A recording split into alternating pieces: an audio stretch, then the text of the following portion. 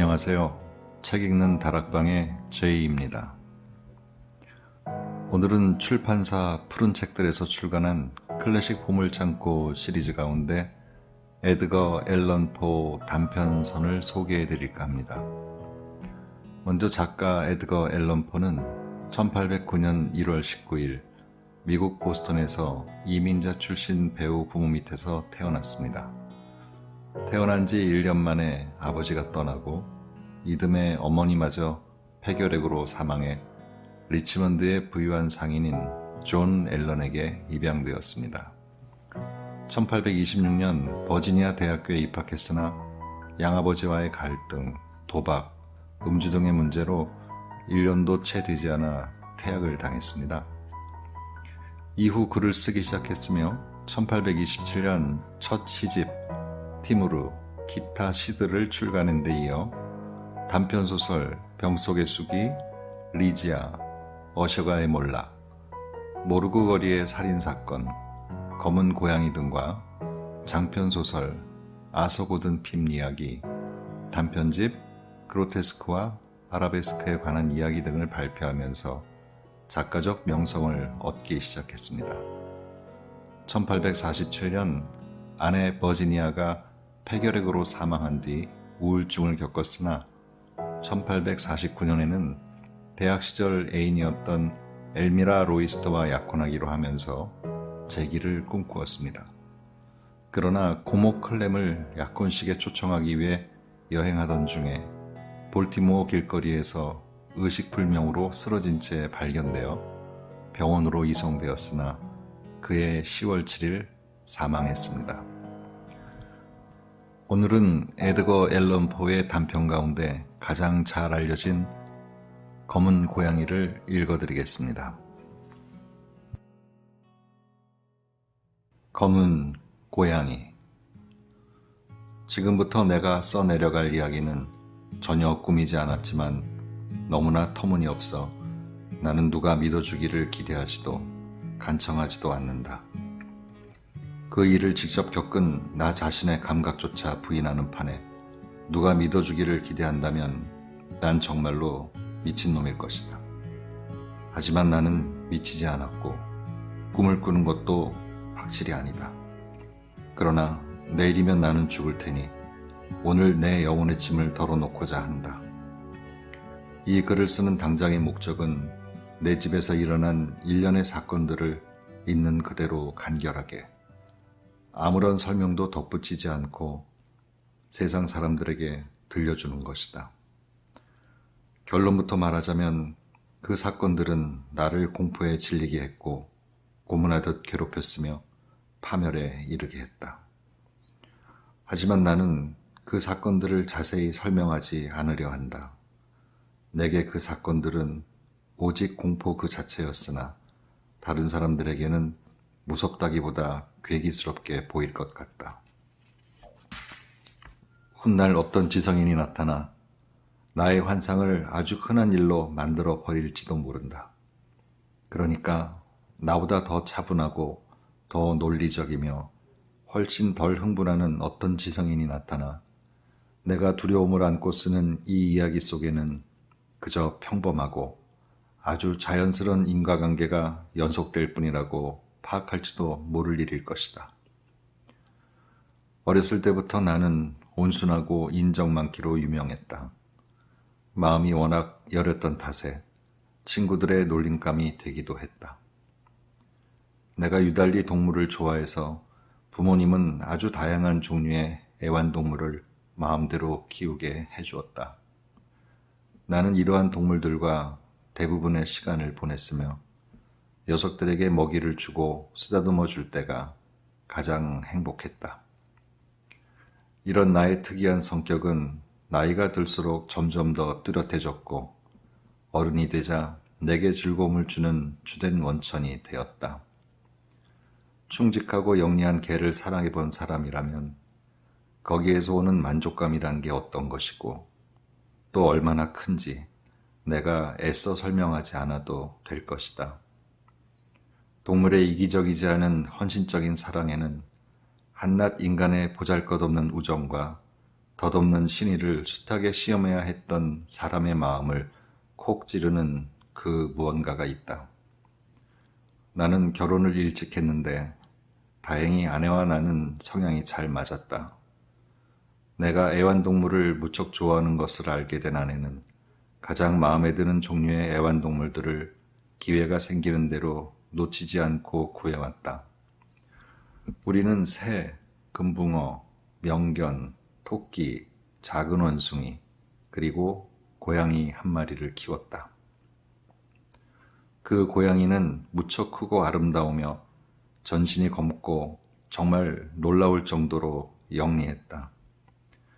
내심 미신을 적지 않게 믿었던 내 아내는 그 녀석의 영리함에 대해 말할 때면 검은 고양이는 모두 다 변장한 마녀들이라는 옛날 사람들 사이에서 떠들던 말을 자주 언급하곤 했다.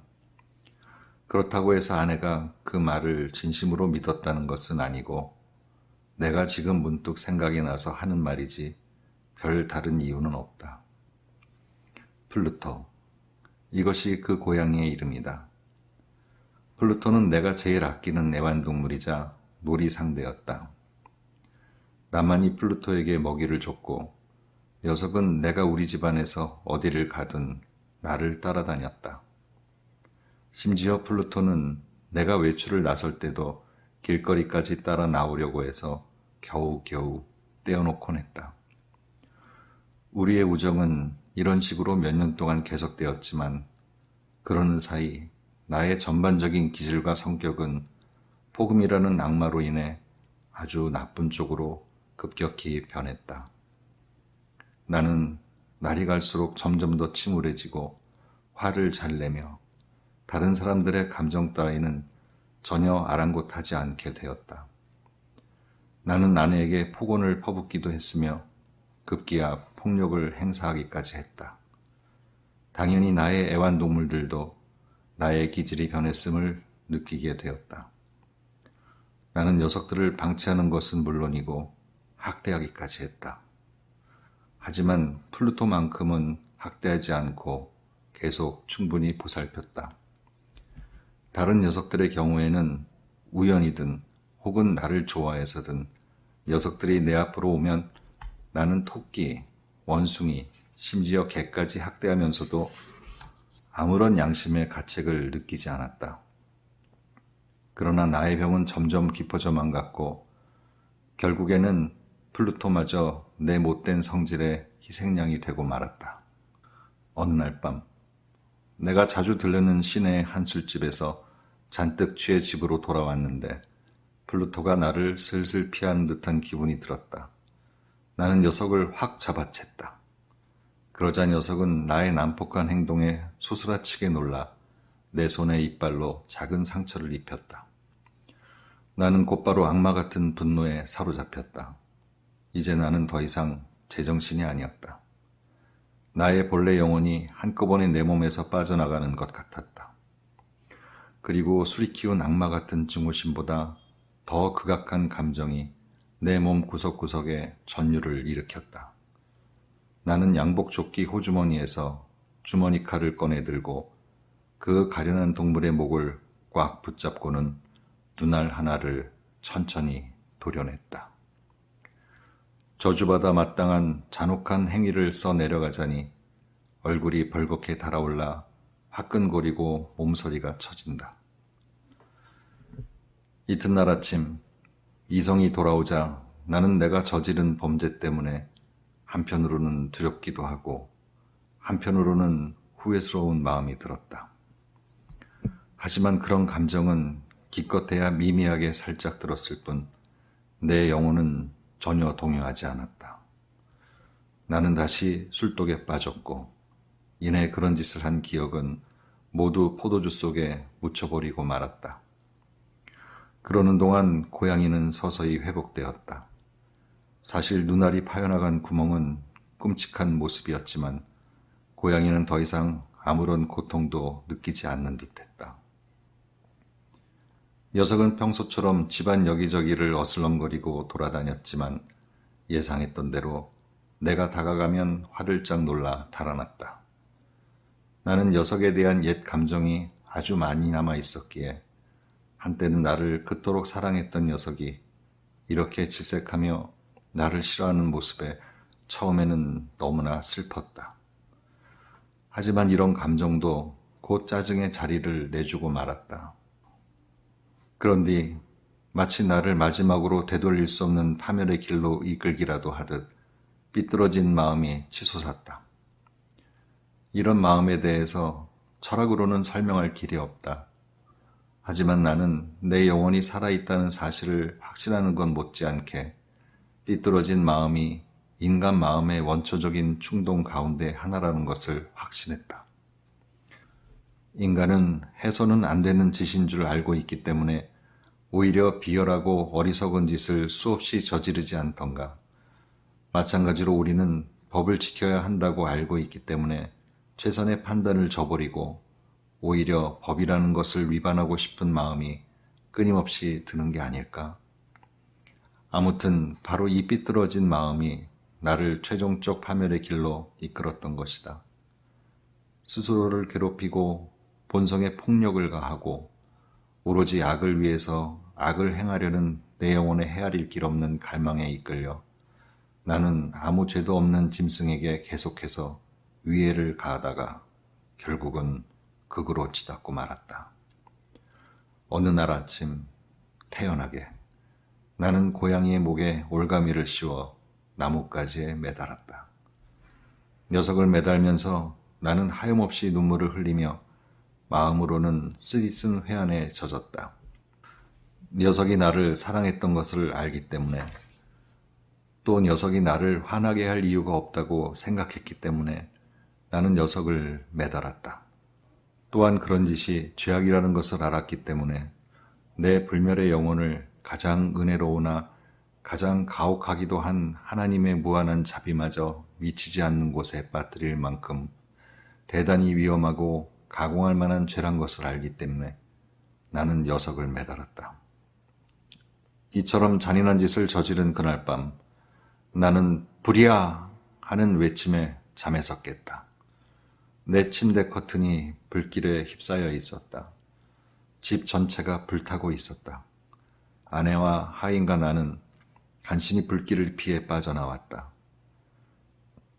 그 불의 모든 것이 다 파괴되어 버렸다. 화마가 나의 전 재산을 삼켜버리자 그때부터 나는 체념하여 절망에 빠졌다. 나는 그 재앙과 내가 저지른 잔혹한 행위 사이의 인과관계를 따져보는 그런 심약한 인간은 아니다. 하지만 나는 일련의 사실들을 상세히 써나갈 것이다. 단 하나의 연결고리도 빼놓지 않고자 한다. 불이 난 다음 날 나는 폐허가 된 집을 찾아갔다. 벽은 모두 무너져 내렸지만 한 벽만은 예외였다.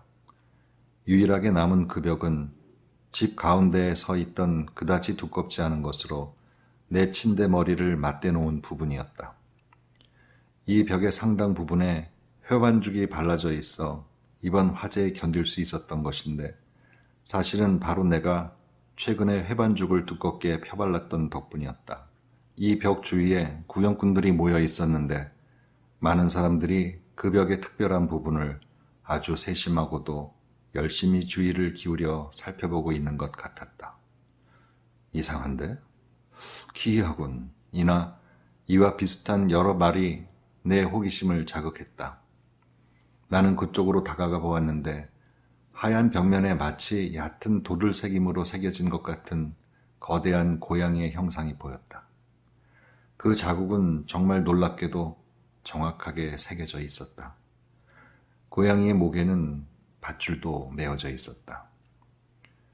맨 처음 이 환영을 보았을 때 나의 놀라움과 공포는 극에 달했다. 하지만 결국 다음과 같이 생각하니 도움이 됐다. 내가 기억하기로 고양이는 우리 집 근처의 마당에 매달려 있었다. 불이야 하고 외치는 소리가 들리자마자 곧바로 사람들이 마당으로 몰려들었는데 그 가운데 어떤 사람이 밧줄을 잘라 고양이를 나무에 내린 다음 열려있던 창문을 통해 내 방 안으로 던진 게 틀림없었다. 아마도 나를 잠에서 깨우려고 그렇게 했을 것이다. 다른 벽들이 무너지면서 내 잔인한 행동의 희생자를 눌러 새로 바른 회반죽 벽 속에 파묻히게 했을 것이다. 그런 뒤 회반죽의 석회가 불길과 시체에서 나오는 암모니아와 더해져 지금 내가 보고 있는 이 형상을 만들어냈을 것이다. 양심적으로는 꺼림칙하긴 했지만 나는 이제까지 자세히 설명한 이 놀라운 일을 이런 식으로 이성적으로는 쉽게 합리화하고 넘어갔다. 하지만 고양이의 형상은 내 공상 속에 깊은 인상을 남기지 않으려야 않을 수 없었다. 몇 달 동안이나 나는 내 머릿속에서 그 고양이의 환영을 지울 수 없었고, 이 기간 동안 내 마음속에 한편으로는 후회 같기도 또 한편으로는 아닌 것 같기도 한 감정이 되돌아왔다.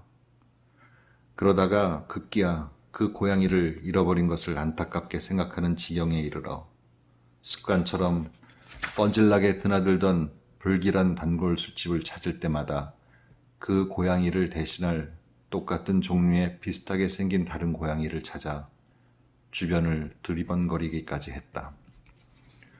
어느 날 밤 내가 더 없는 악행에 속을 해서 반쯤 얼이 빠진 채로 앉아 있는데 갑자기 어떤 까만 물체가 나의 주의를 끌었다. 그 물체는 공간의 대부분을 차지하는 엄청나게 큰 진이나 럼주가 담긴 여러 술통 가운데 하나 위에서 웅크리고 있었다. 내가 몇 분간이나 그 술통 위를 뚫어져라 바라보고 있었는데도 그 물체를 바로 알아보지 못했다는 사실에 깜짝 놀랐다. 나는 그 물체에게로 다가가 손으로 쓰다듬었다. 그것은 검은 고양이였다. 몸집이 컸는데 꼭 플루토만 했으며 모든 점에서 아주 비슷하게 생겼으나 단 한 가지만이 달랐다. 플루토는 몸 어디에도 흰색 털이 없었지만 이 고양이는 비록 흐릿하나마 커다란 흰색 털 반점이 가슴 전체를 거의 다 덮고 있었다. 내가 쓰다놓자마자 녀석은 벌떡 일어나 큰 소리로 가르랑거리며 내 손에 몸을 비볐는데 내가 알아봐 준 것이 기쁜 듯했다. 녀석이야말로 내가 찾던 고양이였다.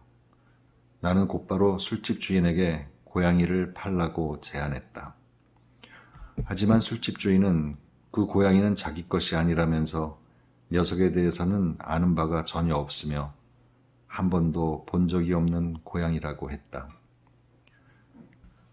내가 고양이를 계속 어루만져 주다가 집으로 갈 채비를 하자 녀석도 분명 나와 함께 가고 싶어 하는 듯 했다. 나는 녀석이 그러도록 놔뒀다. 그리고 길을 가면서 가끔 몸을 굽혀 녀석을 쓰다듬어 주었다. 녀석은 우리 집에 오자마자 길들여졌고 내 아내도 곧바로 녀석을 굉장히 좋아하게 되었다. 그런데 얼마 안 가 내 안에서 녀석에 대한 혐오가 생겨났다. 이것은 내 예상과는 정반대의 일이었다. 하지만 나는 어떻게 또 왜 그런 마음이 생겼는지 지금도 알지 못하지만 아무튼 녀석이 나를 눈에 띄게 좋아하는 것이 몹시 역겹고 짜증이 났다. 역겨움과 짜증은 서서히 쓰디쓴 증오로 변해갔다. 나는 녀석을 피해 다녔을 뿐 일종의 수치심과 전에 내가 저지른 잔인한 짓에 대한 기억 때문에 녀석을 신체적으로 학대하지는 않았다. 나는 몇 주 동안 녀석을 때리지도 심하게 학대하지도 않았다. 하지만 점차 아주 서서히 나는 말로 표현할 수 없는 증오심 가득 찬 시선으로 녀석을 보게 되었고 마치 역병 환자의 숨결을 피하기라도 하듯 끔찍한 존재로부터 말없이 달아나게 되었다. 의심할 여지 없이 녀석에 대한 나의 증오심이 점점 더해져 간 것은 내가 녀석을 집으로 데려온 다음 날 아침에 보니 녀석도 플루토처럼 눈이 한쪽 없었기 때문이다. 하지만 앞서 말했듯이 인정 넘치는 내 아내는 오히려 이 점 때문에 녀석을 더욱 사랑하게 되었다. 한때는 인정이야말로 나의 두드러진 특성이자 내 소박하고 순수한 많은 즐거움의 원천이었는데 말이다. 하지만 내가 이 고양이를 싫어하면 할수록 녀석은 오히려 나를 더욱더 좋아하는 것 같았다. 독자들이 이해하기 어려울 만큼 녀석은 끈덕지게 내 뒤를 졸졸 따라다녔다. 내가 자리에 앉을 때마다 의자 밑에 웅크려 앉거나 내 무릎 위에 뛰어올라 지긋지긋하게 나를 핥고 내게 몸을 비벼대곤 했다. 내가 일어나서 걸으려고 하면 녀석은 내 다리 사이로 뛰어들어 나를 넘어지게 할 뻔하거나 길고 날카로운 발톱으로 내 옷을 꽉 잡고 가슴팍까지 기어오르곤 했다. 그럴 때마다 나는 녀석을 한 방에 없애버리고 싶었지만 그렇게 하지는 못했는데 부분적으로는 내가 전에 저질렀던 죄의 기억 때문이기도 했지만 단도직입적으로 고백하자면 그 짐승이 지독하게 두려웠기 때문이었다. 이 두려움은 정확히는 물리적 위험에 대한 두려움은 아니었다. 하지만 나는 그것을 두려움이라고밖에 달리 정의할 길이 없다. 인정하자니 부끄럽지만 그 동물이 내게 불러일으킨 공포와 전율은 마음속에서 품을 수 있는 가장 단순한 망상에 의해 고조되었다. 내가 앞서 말했다시피 그 이상한 짐승과 내가 죽인 짐승의 눈에 보이는 유일한 차이점은 흰색 털 반점인데 아내는 몇 번이고 그 녀석의 그런 특징을 언급해 내 주의를 환기시켰다. 독자들은 이 흰색 털 반점이 크기는 해도 원래는 아주 흐릿했다는 사실을 기억할 것이다. 하지만 서서히, 거의 감지하지 못할 정도로 서서히, 그리고 그러는 동안에도 내 이성은 오랫동안 그것을 공상이라고 부인하려고 했었지만 흰색 털 반점은 마침내 뚜렷한 윤곽을 드러냈다. 반점은 이제 내가 그의 이름을 입에 올리는 것만으로도 몸서리 쳐지는 어떤 물체의 모습을 하고 있었다. 그리고 무엇보다도 이것 때문에 나는 그 괴물이 혐오스럽고 두려웠으며 할 수만 있다면 그 괴물을 떨쳐내고 싶었다. 반점은 이제 흉측하고 무시무시한 교수대의 모습을 하고 있었던 것이다. 공포와 범죄, 그리고 고통과 죽음의 음침하고 무시무시한 바로 그 형구의 모습을. 이제 나는 보통 사람의 비참함을 뛰어넘는 수준으로 실로 비참해졌다. 그리고 고작 짐승 한 마리가, 그것도 내가 경멸해 죽여버린 녀석과 비슷한 짐승이 고귀한 하나님의 모습대로 빚어진 인간인 나에게 이토록 참을 수 없는 엄청난 고뇌를 안겨주다니. 아, 낮에도 밤에도 나는 더 이상 휴식의 축복을 누리지 못했다. 낮에는 고양이가 한순간도 나를 혼자 내버려 두지 않았다. 그리고 밤에는 매시간 말로 표현할 수 없이 무서운 꿈을 꾸다 깜짝 놀라서 잠에서 깨면 그 존재의 뜨거운 입김이 내 얼굴에 와닿고 내 힘으로는 떨쳐낼 수 없는 악몽의 화신 같은 녀석의 커다란 몸이 내 심장에 계속 기대져 있곤 했다. 이와 같은 고통을 겪다 보니 결국 내 안에 미약하게나마 남아있던 선한 면은 흔적도 없이 사라져버렸다. 사악한 생각들이, 그것도 가장 어둡고 사악한 생각들이 나의 유일한 허물없는 친구가 되었다. 평소 변덕스러웠던 나의 성질은 모든 사물과 인간에 대한 증오로 변해갔다. 그러는 동안 나는 이제 무턱대고 생겨나는 갑작스럽고 통제할 수 없는 분노를 걸핏하면 표출했고, 가엾게도 그로 인해 불평할 줄 모르는 내 아내가 가장 많이 고통을 참고 견뎌야 했다. 화재가 난 뒤 가난 때문에 어쩔 수 없이 낡은 집에 들어가 살고 있던 어느 날 지하실에 볼 일이 있어 아내가 나를 따라 내려왔다.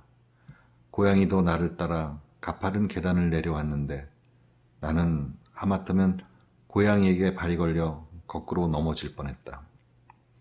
나는 화가 나서 완전히 미쳐버렸다.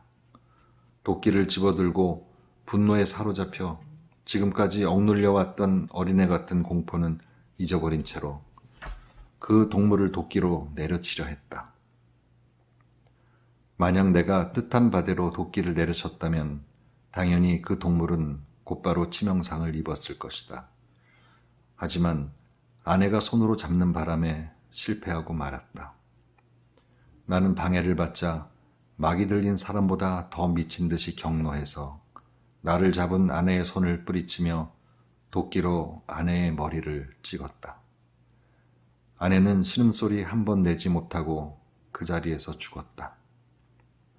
이 끔찍한 살인을 저지른 뒤 곧바로 나는 최대한 신중을 기해 시체를 숨기는 일에 착수했다. 낮이든 밤이든 이웃의 눈에 띄지 않고 시체를 집 밖으로 옮기는 것은 도저히 불가능했다. 여러 계획들이 머릿속에 떠올랐다. 어떤 때는 시체를 토막토막 잘라 불에 태워버릴까 하고 생각했다. 또 어떤 때는 지하실 바닥에 파묻어 버릴까 하고도 생각했다. 그러다가는 또 마당에 있는 우물에 던져버릴까 아니면 상품을 다루듯이 상자에 넣고 포장해서 짐꾼을 시켜 집 밖으로 들고 나가게 할까도 생각했다. 마침내 어떤 것들보다도 훨씬 더 나은 방책이 떠올랐다. 중세시대 수도사들이 희생자들을 벽 속에 놓고 발랐다는 기록처럼 나도 시체를 지하실 벽 속에 놓고 발라버리기로 결정한 것이다. 우리 집 지하실은 이와 같은 목적을 이루기에 딱 알맞는 장소였다. 지하실 벽은 모두 허술하게 세워져 있었고 최근 벽 전체에 대충 바른 회반죽은 공기가 눅눅해 아직 굳지 않은 상태였다. 게다가 한쪽 벽에는 튀어나온 돌출부가 있었는데 원래는 안 쓰던 굴뚝이나 벽난로가 있던 자리로 지하실의 나머지 공간과 비슷하게 만들려고 메워버린 듯 했다. 틀림없이 이 지점의 벽을 드러내고 시체를 넣은 다음 벽을 전처럼 통째로 발라버리면 아무도 의심하지 못할 거라는 확신이 들었다. 그리고 이런 나의 계산은 틀리지 않았다. 나는 쇠지레를 써서 수월하게 벽돌을 뜯어낸 다음 시체를 안쪽 벽에 조심스레 기대 세우고 그 자세를 유지하도록 떠받치면서 별로 어렵지 않게 원래대로 벽돌을 다시 쌓아 올렸다. 그런 뒤 의심을 사지 않도록 최대한 조심스럽게 모르타르, 모래, 털을 구해와서 기존의 것과 비슷하게 회반죽을 만든 다음 이것을 새로 쌓아 올린 벽돌 위에 아주 꼼꼼하게 발랐다. 작업을 다 마치자 모든 게 잘 된 것 같아 만족스러웠다. 벽에는 손을 댄 흔적이 전혀 없어 보였다. 바닥에 어질러진 것들도 하나도 남김없이 깨끗이 치웠다. 나는 의기양양하게 주위를 돌아보며 혼자 중얼거렸다. 적어도 여기까진 나의 수고가 헛되지 않았어. 다음 단계로 나는 이토록 불행한 일의 원인이 된 그 짐승을 찾아 나섰다. 드디어 녀석을 죽이기로 굳게 결심했기 때문이었다. 그 순간 내가 녀석과 맞닥뜨렸다면 틀림없이 녀석은 파멸했을 것이다. 하지만 그 교활한 짐승은 내가 지난번 화를 난폭하게 터뜨린 탓에 겁을 잔뜩 먹어서인지 기분이 이런 상태인 내 앞에 나타나는 것을 꺼리는 듯했다.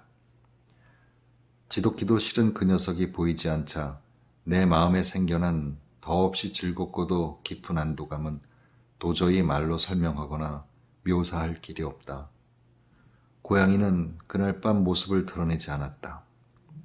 그래서 나는 녀석을 우리 집에 데려온 이후 처음으로 적어도 그날 하루만큼은 편안하게 푹 잤다. 그렇다. 살인에 대한 부담이 내 영혼을 짓누르는데도 말이다.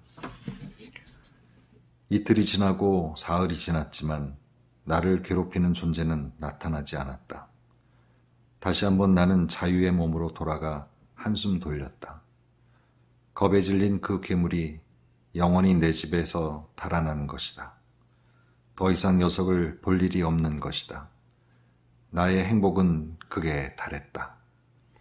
나의 어두운 행위에 대한 죄의식도 나를 아주 조금밖에 흔들어 놓지 못했다. 몇 번 경찰의 취조를 받았지만 쉽게 대답하고 넘어갔다. 수색도 이루어졌지만 당연히 아무것도 나오지 않았다. 나는 앞으로 더 없는 행복이 보장되어 있다고 생각했다. 살인을 저지른 뒤 나흘째 되던 날, 난데없이 불쑥 한 무리의 경찰이 집으로 들이닥쳐 다시 철저하게 가택수색을 하기 시작했다. 하지만 나는 시체를 숨긴 곳을 찾아낼리 만무하다고 확신했으므로 전혀 당황하지 않았다. 경찰들은 자신들의 수색에 동행해 달라고 내게 요청했다. 그들은 한 곳도 빠짐없이 구석구석 다 뒤지고는 마침내 지하실에도 서너 번 내려갔다. 나는 눈썹 하나 까딱하지 않았다. 내 심장은 천진난만하게 잠에 빠져든 사람처럼 아주 침착하게 뛰었다. 나는 팔짱을 끼고 지하실 끝에서 끝까지 이리저리 유유히 돌아다녔다. 경찰은 수색 결과를 완전히 확신하고 떠날 준비를 했다. 내 마음속에 솟구치는 환희가 너무나 강렬해서 도저히 억누를 수가 없었다.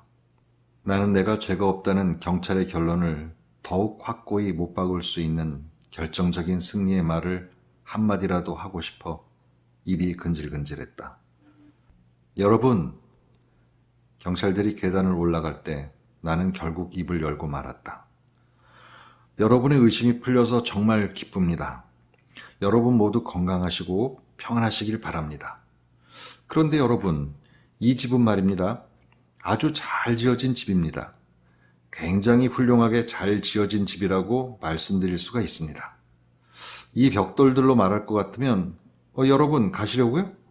이 벽돌들이 얼마나 튼튼한지 보십시오. 그리고 나는 이 대목에서 그저 허세를 부리고 싶은 충동에 사로잡혀 손에 쥐고 있던 지팡이로 사랑하는 아내의 시체가 세워져 있는 바로 그 벽돌 부분을 세게 툭툭 쳤다. 하지만 신이시여, 사탄의 송곳니로부터 저를 구원해 주소서. 지팡이로 친 벽의 울림이 사라지자마자 무덤 안에서 답을 하듯 소리가 들려오는 게 아닌가. 그 소리는 처음에는 어린아이의 흐느낌처럼 작게 띄엄띄엄 들리더니 이내 길고 커다랗게 계속 이어지는 비명으로 변했다.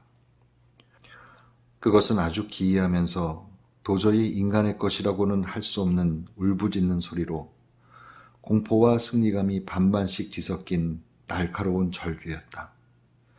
지옥의 고통에 몸부림치는 저주받은 자들의 목구멍에서 나오는 소리와 그러한 지옥살이를 크게 기뻐하며 악마들의 목구멍에서 나오는 소리가 합쳐진 듯한 오직 지옥에서만 나올 법한 소리였다. 그 순간 내 기분이 어땠는지 말하는 것은 어리석은 일이다. 정신이 아찔해진 나는 비틀거리며 반대쪽 벽으로 물러났다. 계단에 서 있던 경찰들도 한순간 극도의 공포와 충격에 사로잡혀 꼼짝도 못하고 가만히 있었다. 다음 순간 12개의 튼튼한 팔이 그 벽을 허물기 시작했다. 벽은 와르르 무너져 내렸다. 벌써 심하게 부패된 데다 핏덩이가 엉킨 시체가 똑바로 선 채 사람들 눈앞에 모습을 드러냈다. 시체의 머리 위에는 교활한 술수로 나를 깨어 살인을 저지르게 하고 자신의 존재를 알리는 소리를 내서 나를 교수형 집행인에게로 넘겨버린 그 끔찍한 짐승이 시뻘건 입을 벌리고 외눈을 이글거리며 앉아 있었다. 내가 그 괴물을 아내의 시체와 함께 무덤에 넣은 채로 벽을 발라버렸던 것이다.